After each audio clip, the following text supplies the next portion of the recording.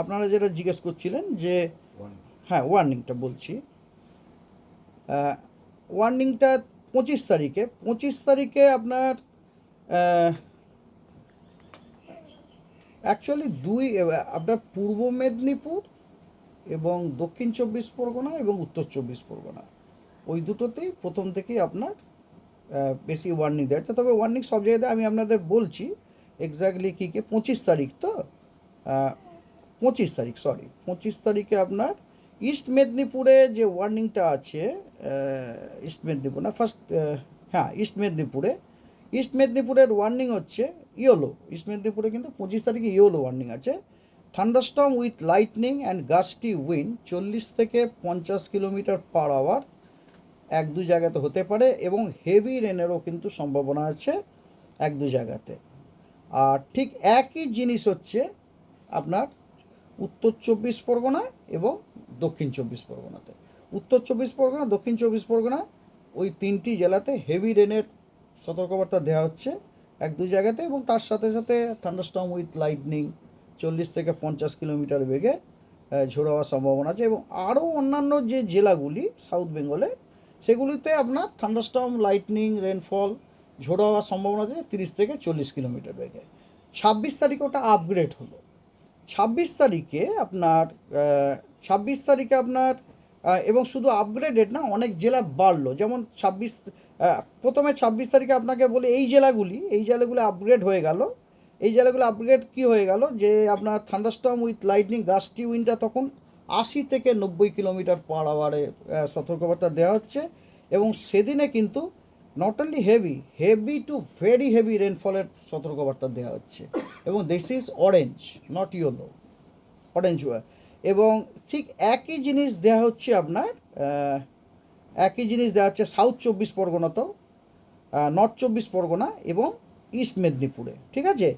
এবং এর সাথে একই ওয়ার্নিং জুড়েছে আরও দুটি জেলা, সেটা হলো আপনার কলকাতা এবং হাওড়া। কলকাতা এবং হাওড়াতেও কিন্তু 26 তারিখে কলকাতা এবং হাওড়াতেও thunderstorm with lightning gusty wind 70 থেকে 80 কিলোমিটার বেগে এবং হেভি টু ভেরি হেভি রেনফলের সতর্কবার্তা দেওয়া হয়েছে, এবং দ্যাট ইজ ইয়োর অরেঞ্জ। এবং হাওড়াতেও ঠিক তাই। 26 তারিখে তার মানে আপনার এই 5টি জেলাতে আপনার অরেঞ্জ দেওয়া হয়েছে। আর বাকিগুলোতে আপনার দেওয়া হয়েছে, কি বলে, ইয়েলো ওয়ার্নিং দেওয়া হয়েছে। এবং হেভি রেনফলেরও ওয়ার্নিং আছে অন্যান্য কিছু জেলাতে। সেগুলি হলো আপনার জাস্ট এ মিনিট, সেগুলো হচ্ছে দিস ইজ ইয়োর